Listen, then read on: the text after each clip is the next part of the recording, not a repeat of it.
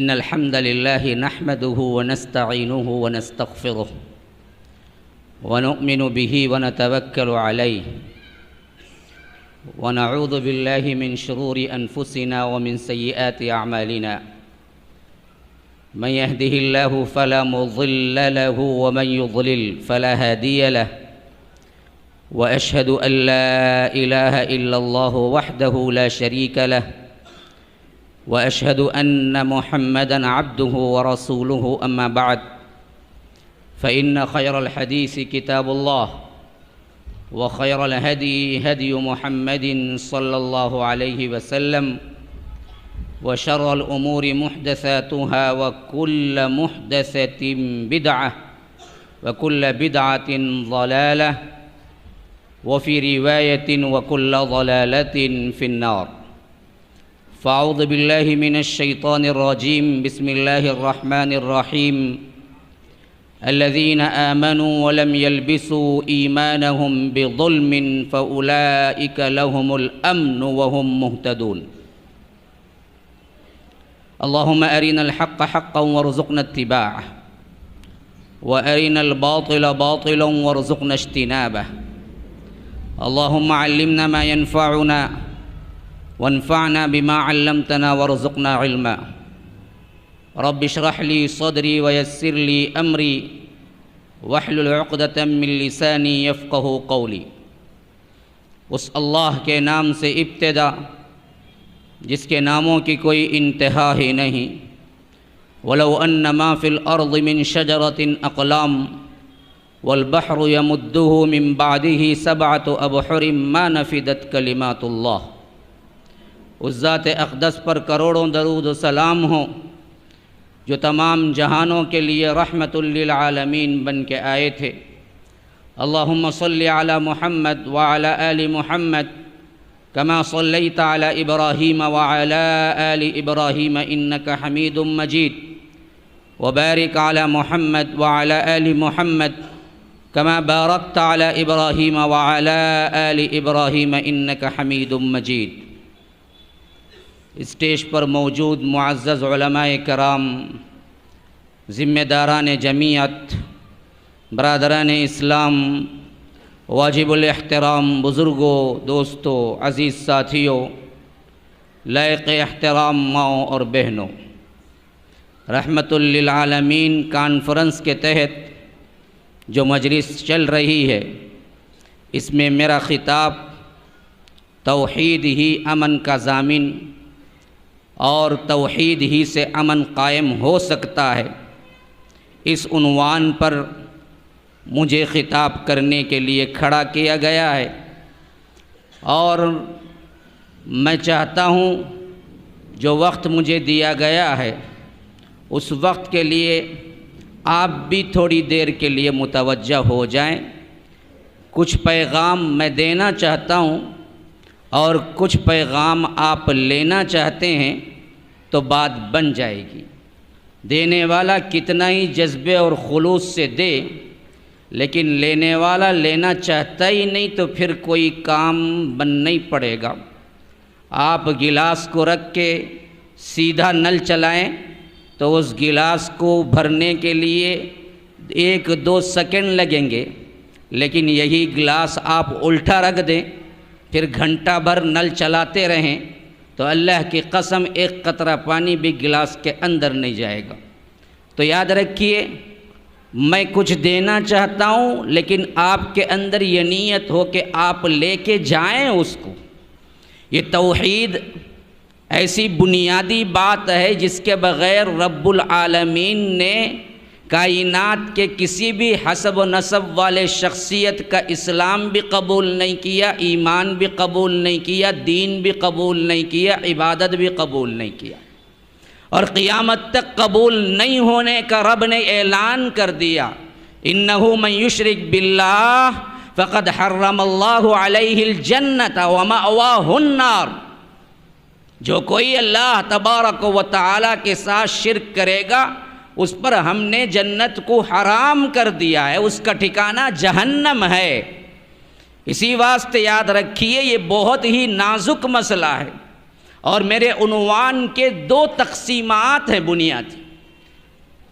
ایک توحید امن کی ضمانت دیتی ہے، بالکل صحیح بات ہے، لیکن ضمانت سے پہلے سمجھو توحید کیا ہے. کون سی توحید ضمانت دیتی ہے؟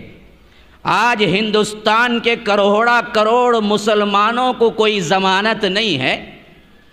آج پورے عالم کے تقریباً 56 اسلامی ممالک کی کوئی ضمانت نہیں ہے. آج کروڑا کروڑ نہیں، ملینز بلینز مسلمان جو عالم میں بستے ہیں ان کی ضمانت نہیں ہے. تو کیا توحید نہیں ہے؟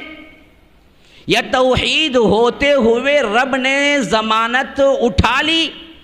یا رب نے جو ضمانت دی اس ضمانت کو ہم اس توحید کے اوپر، اس کو ان شرائط کے اوپر قائم نہ رہے، جس کی وجہ سے رب پر تو کوئی دوش نہیں، ہم پر کیا ہے اصل میں خطا اور نسیان ہے.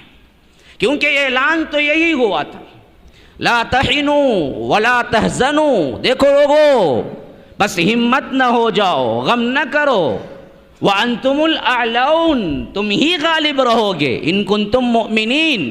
شرط یہ ہے کہ تم مومن ہو، ایمان والے ہو، توحید والے ہو، اللہ ایک کو ماننے والے ہو. اور اس آیت کی تاریخ پوری گواہ ہے کہ 313 کے مقابلے میں 1000 آئے تو اللہ نے نیست و نابود کر دیا اور فتح 313 والوں کو دی. یہاں سے جب ہسٹری نکلتی ہے تو آپ قیامت تک کے لیے سوچتے جائیں، دیکھتے جائیں، اور آج تک 2019 تک دیکھتے جائیں. جب بھی اہل التوحید کا مقابلہ اہل شرک اور اہل کفر سے ہوا، رب کا یہ اعلان ہمیشہ غالب ہو کر رہا کہ کم من فئۃ قلیلۃ غلبت فئۃ کثیرۃ باذن اللہ.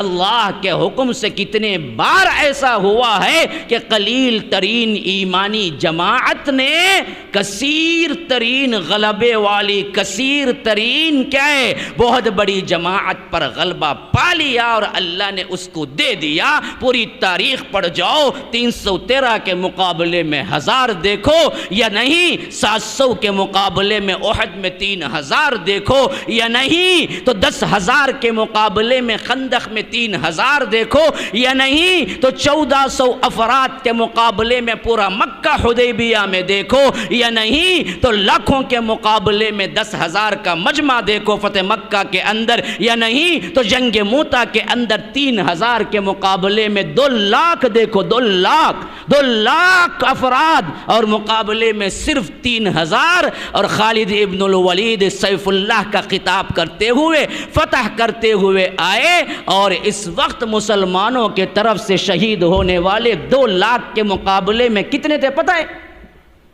کیا اندازہ ہے آپ کا؟ 1000 ہوں گے کم سے کم کا. 2 لاکھ کا مقابلہ 3000 سے، اور مسلمانوں کی طرف سے شہید ہونے والے کتنے؟ 1000، کم از کم 500، 100 سے بھی کم نہ، 2.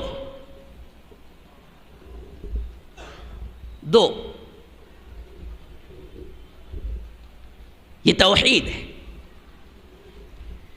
یہ توحید ہے.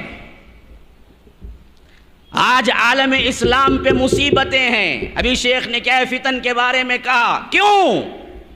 اللہ ہم سے ناراض ہے. وما یؤمن اکثرهم باللہ الا وهم مشرکون. اللہ پر ایمان لانے والے اکثریت کا شکار، اکثر لوگ کیا ہیں؟ ساتھ میں شرک بھی کرنے والے ہیں. پھر امن کہاں سے آئے گا؟ اللہ نے تو وعدہ کیا تھا. سورہ انعام کے جس آیت کو میں نے خطبے کے شروع میں پڑھا، 86 آیت نمبر، انعام سورہ نمبر 6، پڑھو اٹھا کے جا کے. فرمایا کہ الذین آمنوا ولم یلبسوا ایمانہم بظلم اولئک لہم الامن وہم مہتدون. دیکھو، جو لوگ ایمان لائے اور اپنے ایمان کے ساتھ ظلم سے آلودہ نہ کیا، ظلم کو اس میں ملاوٹ نہ کی، وَلَمْ يَلْبِسُوا إِيمَانَهُمْ بِظُلْمٍ اولئک لہم الامن، انہی کے لیے امن ہے، وہم مہتدون، وہی ہیں ہدایت یافتہ۔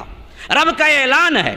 جب یہ آیت اتری، اصحاب رسول اللہ صلی اللہ علیہ وسلم اللہ کے رسول صلی اللہ علیہ وسلم سے پوچھنے لگے، پھر تو کوئی نہیں بچ سکے گا اللہ کے رسول، کیونکہ چھوٹے موٹے ظلم تو ہمارے ہاتھ سے ہوتے رہتے ہیں۔ ہر انسان بحیثیت انسان کے کچھ نہ کچھ ظلم کرتا ہی ہے، کوئی ظلم سے مبرہ نہیں ہے۔ اور رب کہتا ہے جو لوگ ایمان لائے، اپنے ایمان کو ظلم سے نہ ملایا، ملاوٹ نہ کی، ان کے لیے امن ہے۔ اے اللہ کے رسول، ظلم سے کون مبرہ ہے؟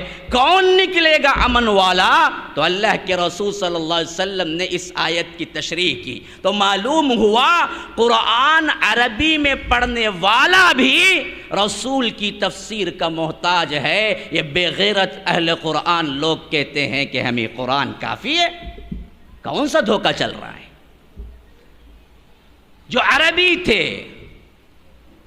جن کی مادری زبان عربی تھی، جن کی عربیت پر انہیں ناز تھا، عرب کے علاوہ تمام لوگوں کو عجم کہتے تھے۔ عجم کا مطلب ہے گونگا، جس کو ہمیں بولتے نا مکہ، ہاں، جس کو بولنا نہیں آتا۔ عجم کا مطلب ہے مکہ، گونگا، بولنا نہیں آتا۔ اپنی زبان دانی پہ اتنا فخر تھا کہ بقیہ عرب کو چھوڑ کر انہوں نے کہا کہ سب گونگے ہیں، بات کرنا آتا ہے تو مجھے آتا ہے۔ ان لوگوں کو بھی قرآن سمجھنے کے لیے اللہ کے رسول صلی اللہ علیہ وسلم کی تفسیر کی ضرورت تھی۔ آج چند بدبخت لوگ اسلام سے بہکانے اور قرآن سے دور کرنے کے لیے لیبل شراب پہ کیا لگا رہے ہیں؟ شراب کی بوتل ہے اور اندر طاقت کا لیبل لگا رہے ہیں، ڈرنک، انرجی ڈرنک۔ ایسے ہی بدبختوں نے اہل قرآن کا نعرہ لگا کے بہکا رہے ہیں، ہم تو بہت اچھے ہیں جی، ہم تو صرف قرآن کو مانتے ہیں۔ بدبختوں یاد رکھو، قرآن کی تشریح حدیث ہے، جو حدیث کو مانتا نہیں وہ قرآن کو بھی مانتا نہیں، جو صرف قرآن کو مانتا ہے وہ قرآن کو بھی مانتا نہیں۔ اسی لیے صحابہ وہاں کہا کہ اللہ کے رسول، یہ ظلم تو ہر کوئی کرتا ہے، کون اس سے مبرہ ہے؟ اللہ کے رسول صلی اللہ علیہ وسلم نے فرمایا، تم جو ظلم سمجھتے ہو ایک دوسرے پر جو کرنے کا ہے، وہ ظلم یہاں مراد نہیں ہے۔ فرمایا پھر کیا؟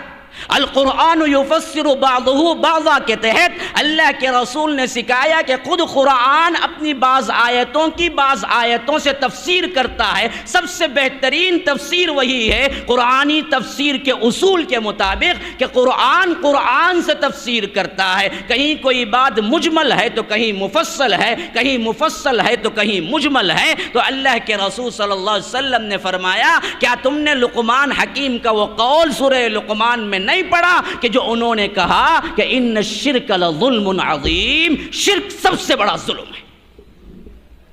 یہاں ظلم سے مراد شرک ہے، معمولی ظلم نہیں ہے۔ تو گویا آیت کا ترجمہ یوں ہوا کہ الذین آمنوا ولم یلبسوا ایمانہم بظلم، کہ مطلب یہ ہوا کہ جو لوگ ایمان لائے اور اپنے ایمان کو شرک سے آلودہ نہ کیا، شرک سے ملاوٹ نہ کی، وہ امن کے حقدار ہیں۔ اور سب سے بڑا ظلم کائنات میں کیا ہے؟ بعض لوگوں کو بڑا رحم آ جاتا، ہاں رحم کرنا ہے۔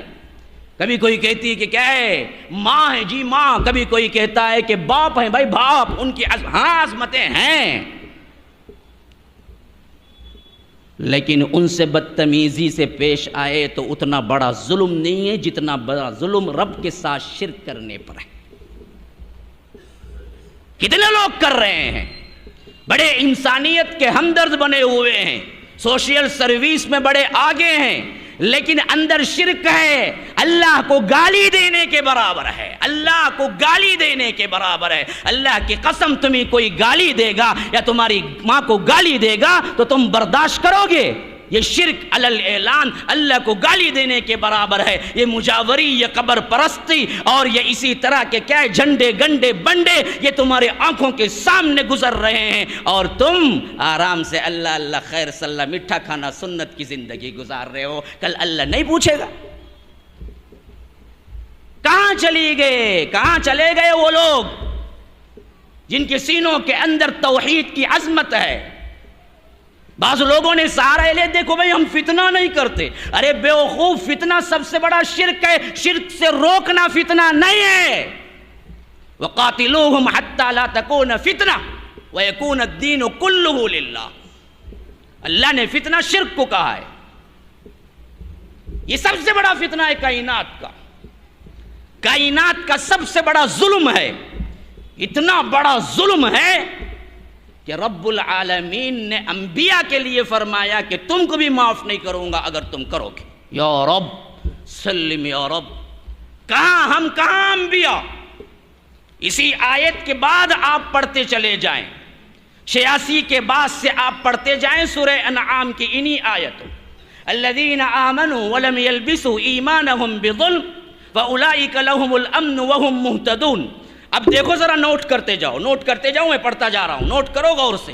18 انبیاء کرام کے نام اللہ نے گنائے. 18 انبیاء کرام کے نام. وَتِلْكَ حُجَّتُنَا آتَيْنَاهَا إِبْرَاهِيمَ عَلَىٰ قَوْمِهِ نَرْفَعُ دَرَجَاتٍ مَّن نَّشَاءُ إِنَّ رَبَّكَ حَكِيمٌ عَلِيمٌ وَوَهَبْنَا لَهُ إِسْحَاقَ وَيَعْقُوبَ كُلًّا هَدَيْنَا وَنُوحًا هَدَيْنَا مِن قَبْلُ وَمِن ذُرِّيَّتِهِ دَاوُودَ وَسُلَيْمَانَ وَأَيُّوبَ وَيُوسُفَ وَمُوسَىٰ وَهَارُونَ وَكَذَٰلِكَ نَجْزِي الْمُحْسِنِينَ وَزَكَرِيَّا وَيَحْيَىٰ وَعِيسَىٰ وَإِلْيَاسَ كُلٌّ مِّنَ الصَّالِحِينَ وَإِسْمَاعِيلَ وَالْيَسَعَ وَيُونُسَ وَلُوطًا. 18 انبیاء کرام. كُلًّا فَضَّلْنَا عَلَى الْعَالَمِينَ وَمِنْ آبَائِهِمْ وَذُرِّيَّاتِهِمْ وَإِخْوَانِهِمْ وَاجْتَبَيْنَاهُمْ وَهَدَيْنَاهُمْ إِلَىٰ صِرَاطٍ مُّسْتَقِيمٍ ذَلِكَ هُدَى اللَّهِ يَهْدِي بِهِ مَن يَشَاءُ مِنْ عِبَادِهِ. یہ ہیں اللہ کے بندے جن کو اللہ تبارک و تعالی نے ہدایت دی.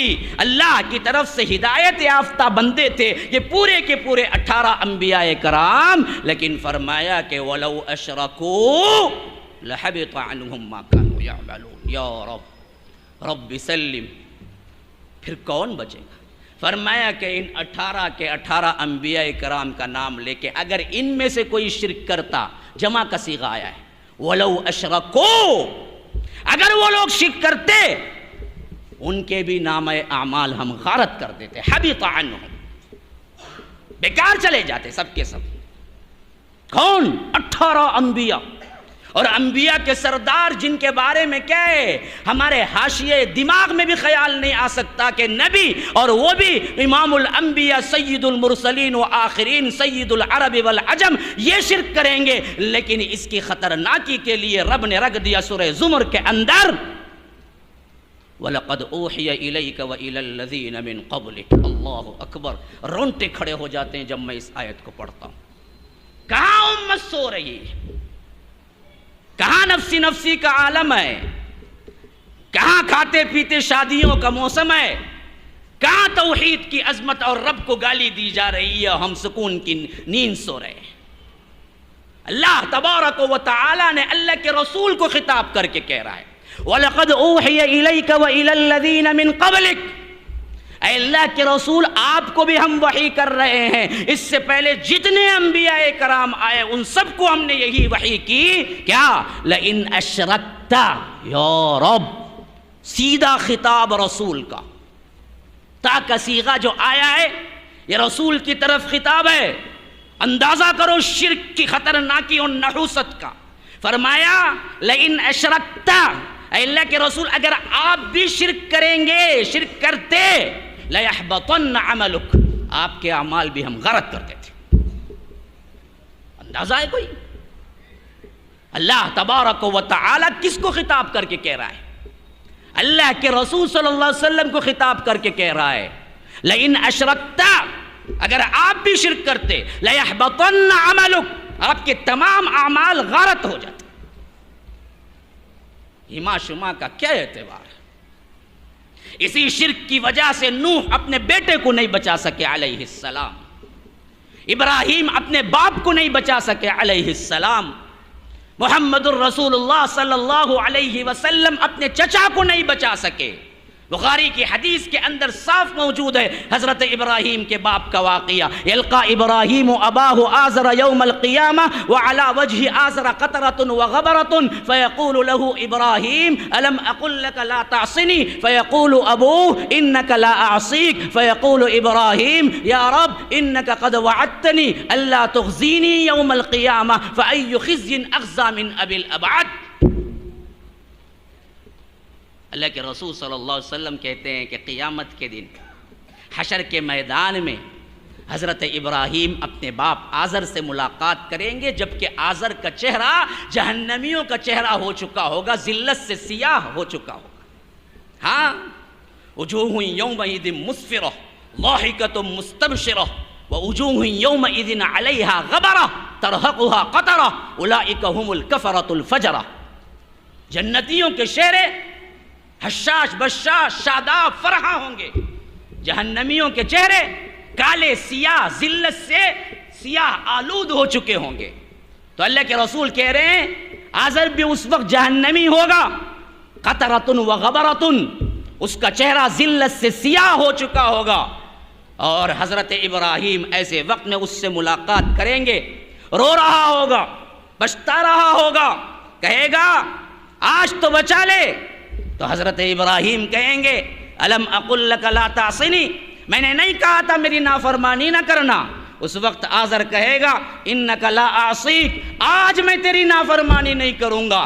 بیٹا بیٹا ہوتا ہے، باپ باپ ہوتا ہے، ایک مرتبہ آ ہی جاتا ہے پیار. حضرت ابراہیم کو بھی اپنے باپ پہ پیار آ جائے گا. یہ ہو کر رہنے والا واقعہ ہے. صادق المصدوق جناب محمد الرسول اللہ صلی اللہ علیہ وسلم نے فرمایا کہ یہ پتا کا درد محسوس کرتے ہوئے ہاتھ اٹھا دیں گے، اللہ سے دعا کریں گے یا رب انک قد وعدتنی اللہ تخزینی یوم القیامہ فای خزی اخزی من ابی الابعد، کہ اے اللہ تیرا وعدہ ہے کہ تو مجھے قیامت کے دن رسوا نہ کرے گا. آج میرے باپ کی دوری سے زیادہ اور کون سی رسوائی ہو سکتی ہے، تو آج بخش کے مجھے بھیج دے. یہ کیا رسوائی ہے کہ میں تو جنت جاؤں اور میرا باپ جہنم جائے. تو اللہ کہے گا اے ابراہیم ابراہیم کیا تمہیں معلوم نہیں ہے بے شک میں نے حرمت الجنت علی الکافرین، میں نے کافروں پہ جنت حرام کر دیے. تمہاری دعا ریجیکٹڈ. وہ دعا، وہ صاحب دعا جن کی دعاؤں کی برکت سے جناب محمد الرسول اللہ صلی اللہ علیہ وسلم آئے. ہاں، اذ بعث فیہم رسولا من انفسہم یتلو علیہم آیاتہ ویزکیہم. ابراہیم کی دعا تھی نا، دعائے ابراہیمی کے نتیجے میں تو محمد رسول اللہ صلی اللہ علیہ وسلم کا آنا ہوا. لیکن وہی ابراہیم خلیل اللہ ہیں. خلیل اللہ، پورے قرآن میں کسی کے لیے لفظ خلیل اللہ استعمال نہیں ہوا ہے. جناب محمد الرسول اللہ صلی اللہ علیہ وسلم کے لیے بھی حدیث میں استعمال ہوا ہے، قرآن میں نہیں آیا. قرآن میں کسی کے لیے استعمال ہوا ہے تو صرف ابراہیم کے لیے کہ واتخذ اللہ ابراہیم خلیلا، ہم نے اس کو جگری دوست بنا. کیوں؟ خلیل الگ لفظ ہے، صدیق الگ لفظ ہے. ایک انسان کے صدیق بہت ہو سکتے ہیں، دوست بہت ہو سکتے ہیں، لیکن خلیل ہمیشہ ایک ہی ہوتا ہے جس سے وہ ہر بات شیئر کرتا ہے، ہر چیز اس سے بات کرتا ہے، دل کھول کے رکھ دیتا ہے. اللہ کہتا ہے میں نے اپنا خلیل چنا تو انسانوں میں ابراہیم کو چنا. اور محمد الرسول اللہ کو حدیث میں آیا ہے لو کنت متخذا خلیلا لاتخذت ابا بکر خلیلا. فرمایا کہ اگر اللہ مجھے خلیل نہ بناتا تو میں ابو بکر کو خلیل بنا لیتا، لیکن ابو بکر میرے بھائی ہیں، اللہ نے مجھے خلیل. کیوں؟ خلیل کے دل کے اندر خلیل کی ایک ہی جگہ ہے، دو خلیل نہیں ہو سکتے. اسی واسطے اللہ کے رسول نے فرمایا کہ لو کنت متخذا خلیلا لاتخذت ابا بکر خلیلا. اگر اللہ مجھے خلیل نہ بناتا تو میں ابو بکر کو خلیل بناتا، لیکن ابو بکر آج میرے بھائی ہیں، خلیل نہیں ہیں، کیونکہ اللہ نے مجھے خلیل بنایا ہے. یہ خلیل کا خطاب حاصل کرنے والی شخصیت قرآن کے اندر ایسی شخصیت دعا کے لیے ہاتھ اٹھاتی ہے اور رب کہتا ہے کہ نہیں، ریجیکٹڈ. یہ ہے شرک. پھر تمہارے بھائی بہنوں کا، تمہارے معاملات کا، تمہارے باپ کا، تمہارے ماں کا، تمہارے رشتہ داروں کا ہے باقی ابھی شرک، اور تم توحید میں ہو اور ٹھنڈے پیٹ برداشت کر کے زندگی گزارتے ہو، تو پھر کہاں سے امن آئے گا مسلمانوں؟ کہاں سے؟ اٹھو، تن من دھن لگا دو اس توحید کے لیے۔ اگر آپ نے کام نہ کیا تو کل اللہ کے آگے کھڑے ہو کے کوئی جواب نہیں دے سکتے، کوئی عذر قبول نہیں کیا جائے گا۔ کہاں ہمارے آپسی جھگڑے اور آپسی معاملات؟ چھوڑو ان سب کو۔ میں سمجھتا ہوں، بڑی حقیقت کے ساتھ کہتا ہوں، درد کے ساتھ، کوئی الزام لگائے تو لگائے، مجھے اس کی کوئی پرواہ نہیں، خلوص دل کے ساتھ کہتا ہوں، ہماری جماعت میں اختلافات کی ایک واحد وجہ یہ ہے کہ توحید پہ کام کرنا چھوڑ دیں۔ انسان جب بیکار ہوتا ہے تبھی کیا ہے واہیات خیالات اس کے ذہن میں آتے ہیں۔ اصل جو کام تھا ہمارا، ہم نے اس کو چھوڑ دیا تو چھوٹے موٹے اختلافات میں چلے گئے، ایک دوسرے پہ الزامات پہ چلے گئے۔ اصل توحید پہ کامزن ہوتے اور اس کے لیے اپنا تن مندن لگاتے تو اللہ کی قسم ایک ایریا تو کم از کم امن کا ہوتا۔ توحید کی ایک کمیونٹی بناؤ، ایک بہت بڑا کیا ہے، ایسی کمیونٹی گیٹڈ بناؤ جس کے اندر صرف اہل التوحید ہوں، اور مجھے امید ہے کہ ایسا بناؤ گے تو رب کی رحمت اس کمیونٹی پہ اترے گی۔ یہ توحید اور شرک کے ساتھ، اختلاس کے ساتھ جی لینا کوئی جینا ہے؟ یہ کتے کسی موت گھر میں رہ کے مر جانا کوئی یہ حیات ہے؟ نکلو اللہ کی راہ میں، نکلو، اس کے لیے تن من دھن لگا لو۔ سمجھو اس بات کو کہ تمہارے سب سے زیادہ اہم ترین کام یہی ہے، جو چھوڑو گے تو اللہ دنیا میں بھی ذلیل کرے گا، آخرت میں بھی ذلیل کرے گا۔ خالی مان لینا نہیں ہے۔ اہل التوحید ہیں، توحید کے ماننے والے بیٹھے ہوئے ہیں، ان کے سامنے میں کیوں توحید کو بیان کروں؟ نہ، یاد رکھو ایک بات اچھی طرح، مان لینا کافی نہیں ہے، ماننے کے بعد اس کو پھیلانا اپنی ذمہ داری ہے۔ اس ذمہ داری سے تم عہد برآ نہیں ہوگے تو کل اللہ تبارک و تعالیٰ کے سامنے سوالی بن کے کھڑے ہوگے۔ رب العالمین صرف ان لوگوں کو بچاتا ہے جب عذاب آتا ہے، جو مانے بھی اور عمل بھی کیے اور روکتے بھی رہے۔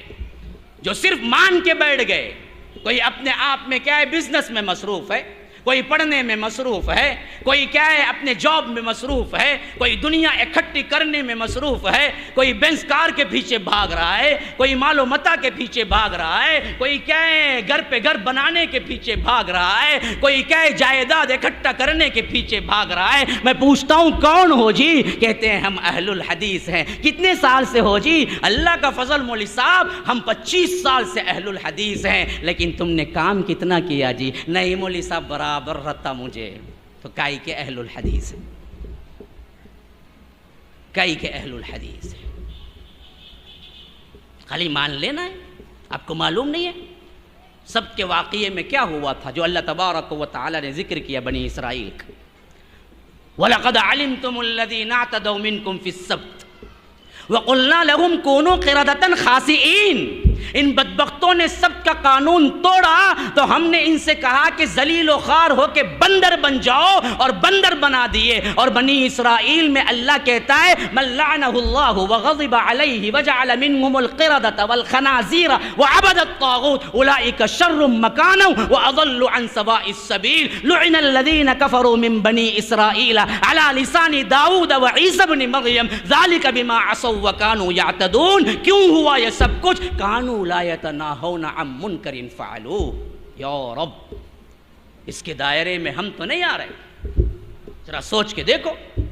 اللہ کہتا ہے ہم نے بنی اسرائیل میں سور بنائے، خنزیر بنایا، ہم نے ان کی قوم میں بندر بنائے۔ وجعل منهم القردة والخنازیر وعبد الطاغوت۔ ان بدبختوں نے کیا شیطانوں کی پوجا پاٹ کی۔ اولئک شر مکانا واضل عن سواء السبیل۔ یہ بدبخت لوگ کیا ہیں؟ بڑے ہی کیا ہیں؟ شر کے مکان میں ہے، بری جگہ ہے، اور راہ راست سے ہوئے بھٹک گئے۔ اور ان کو میں نے کیا کیا؟